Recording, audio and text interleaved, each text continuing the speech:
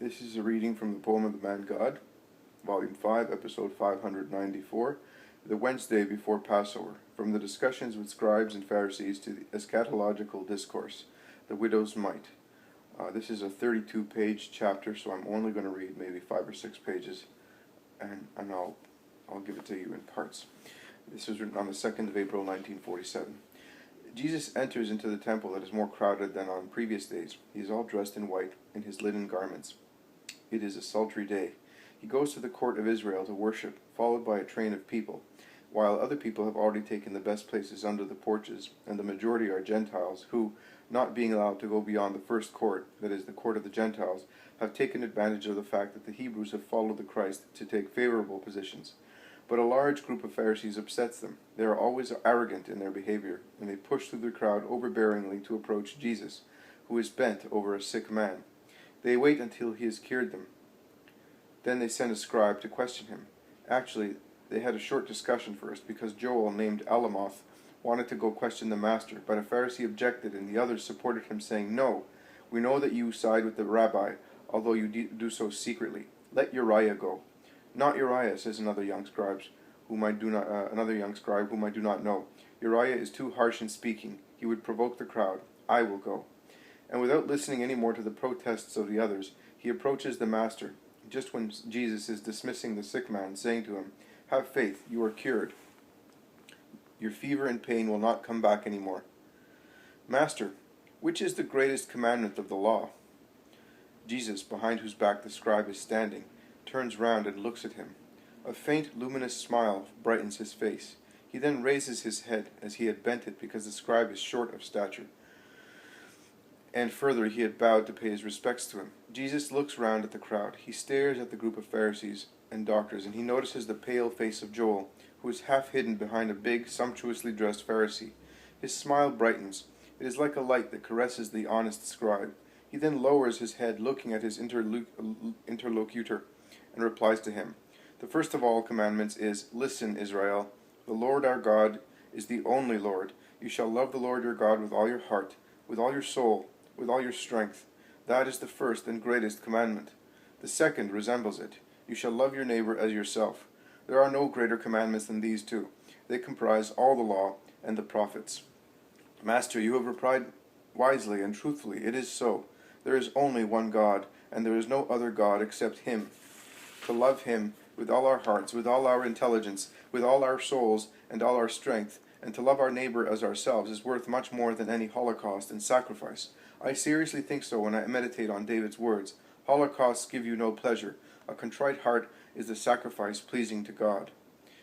You are not far from the kingdom of God, because you have understood which holocaust is pleasing to God." "But which is the most perfect holocaust?" asked the scribe in a low voice, as if he were speaking of a secret. Jesus beams with love, letting his pearl drop into the heart of this man, who is opening to his doctrine, to the doctrine of the kingdom of God. And bending over him, he says, "The perfect holocaust is to love, as ourselves, those who persecute us, and not bear any grudge. Who does that will possess peace. It is said, 'The lowly shall possess the earth, and shall enjoy the abundance of peace.' I solemnly tell you that he who can love his enemies reaches perfection, and possesses God." The scribe greets him respectfully and goes back to his group, who reproach him in a low voice for praising the master, and they angrily say to him, "What did you ask him secretly? Have you been seduced by him as well?" "I heard the Spirit of God speak from his lips." "You are silly. Do you perhaps think that he is the Christ?" "Yes, I do." "Truly before long we shall see the schools of our scribes empty, while they go roving after that man. How can you see the Christ in him?" "I do not know. I know that I feel that it is he." "You're mad," and they turn their backs on him worriedly. Jesus has heard their conversation, and when he sees the Pharisees pass in front of him in a close group and go away worriedly, he asks them, saying, "Listen to me. I want to ask you something. According to you, what do you think of the Christ? Whose son is he?" "How he will be the son of David," they reply, stressing the words "will be," because they want to make him understand that as far as they are concerned, he is not the Christ. "How then does David, inspired by God, call him Lord, saying, 'The Lord said to my Lord, sit at my right hand until I make your enemies a footstool for you'? So if David calls the Christ Lord, how can the Christ be his son?" As they do not know what to reply to him, they go away ruminating their poison. Jesus moves away from the place where he was, and which is now flooded with sunshine, to go farther on, where the mouths of the treasury are, near the hall of the treasury.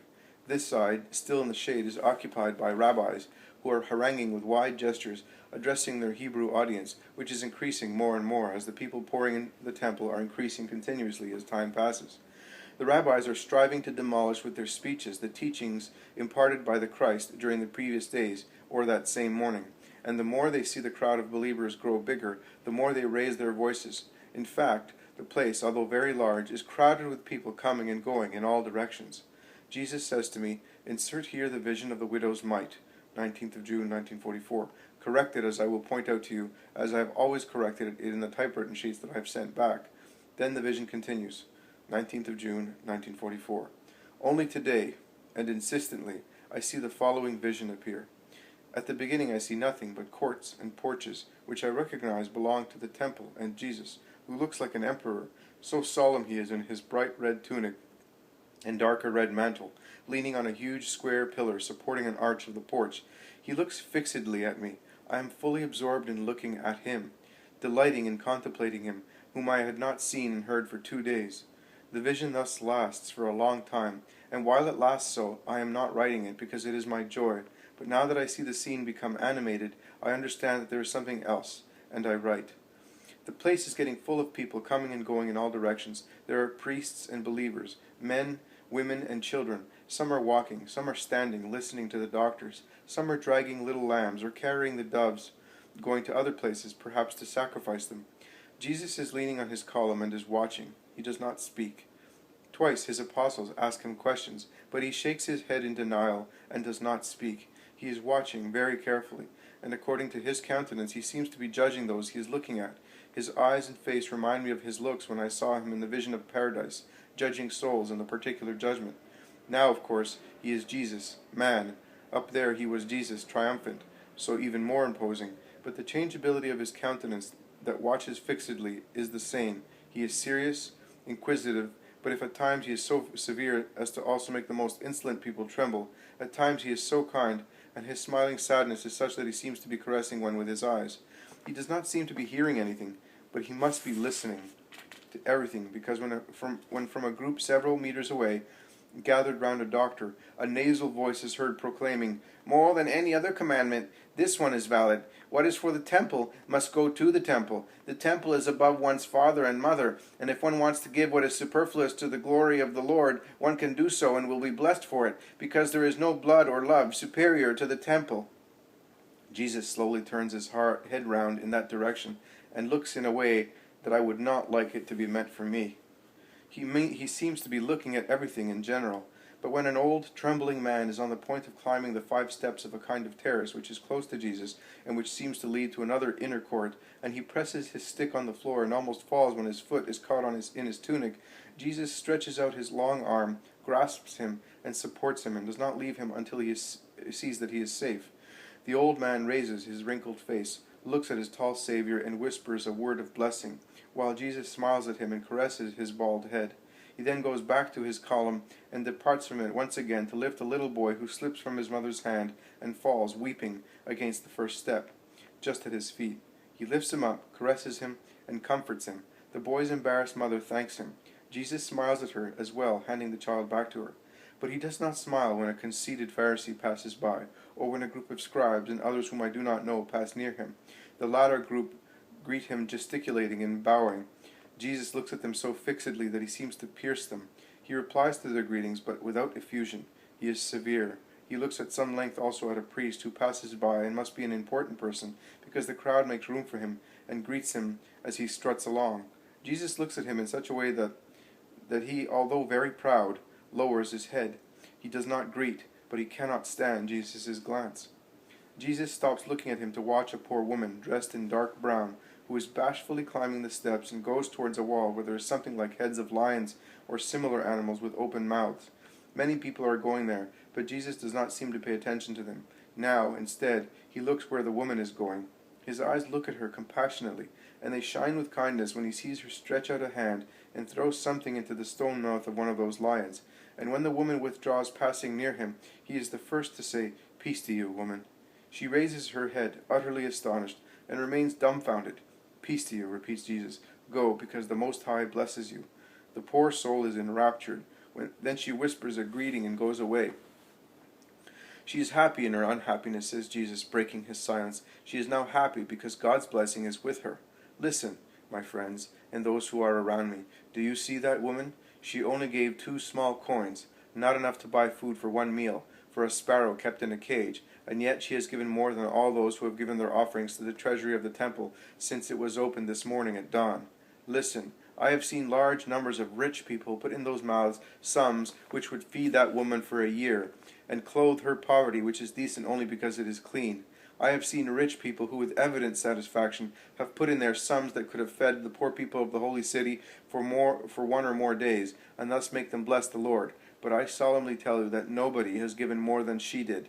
Her offering is charity, the others are not. Hers is generosity, the others are not. Hers is sacrifice, the others are not. Today that woman will not eat anything because she has nothing left. She will have to work first to earn some money to be able to get some bread to appease her hunger. She has no money laid aside. Neither has she relatives who can earn money on her behalf. She is all alone. God has taken her relatives, her husband, and children. He has taken the little wealth they had left her, and rather than God, men have taken it. Those men who with large gestures, are continuing to throw in their surplus, much of which is extorted through usury from the poor hands of poor and hungry people. They say that there is no blood or love superior to the temple, and they thus teach people not to love their neighbor. I tell you that above the temple there is love. The law of God is love, and he who does not take pity on his neighbor does not love. Superfluous money, money soiled with usury, with hatred, with hardness, with hypocrisy, sings no praise to God and does not attract heavenly blessings on the donor. God rejects it. It enriches these coffers, but it is not gold for the incense. It is filth that overwhelms you, O ministers, who do not serve God, but your interests. It is a string that strangles you, O doctors, who teach a doctrine that is yours. It is poison that corrodes the remains you still have of your souls, O Pharisees. God does not want remains. Be not Cains. God does not want what is fruit of hardness. God does not want that. God does not want what raising a weeping voice says, I had to appease the hunger of a starving man, but I was prevented from doing so because I had to display my pomp in here. I was to help an old father and a decrepit mother, but I was forbidden because such help would not have been known to the world, and I must blow my trumpet so that the world may see the donor. No, Rabbi, who teach that what is superfluous is to be given to God, and that it is lawful to refuse assistance to fathers and mothers to give it to God. The first commandment is, love God with all your heart, with your soul, with your intelligence, with your strength. So not what is superfluous, but what is our blood is to be given to him, by loving to suffer for him. To suffer, not to make people suffer. And if it costs to give a lot, because it is unpleasant to deprive oneself of one's riches, and the treasure is the heart of man, who is vicious by nature, it is just, because it costs, that one must give, out of justice, because everything one has it through God's goodness, out of love, because it is a proof of love to love sacrifice in order to give joy to those whom one loves, to suffer for the sake of suffering, but to suffer, I repeat, not to make others suffer. Because the second commandment says, love your neighbor as yourself, and the law specifies that, after God, one's parents are the neighbor to whom one is bound to give honor and assistance. So I solemnly tell you that poor woman has understood the law better than wise men, and she is justified more than anybody else, and blessed, because in her poverty she gave God everything, whereas you give what is superfluous, and you give it to grow in the esteem of men. I know that you hate me because I speak so, but as long as these lips can speak, they will speak so. You join your hatred for me to the contempt for the poor woman I am praising, but do not think that with these 2 stones you will make a double pedestal for your pride. They will be the millstone that will crush you. Let us go. Let the vipers bite one another in increasing their poison. Let those who are pure, good, humble, contrite, and who wish to know the true face of God, follow me.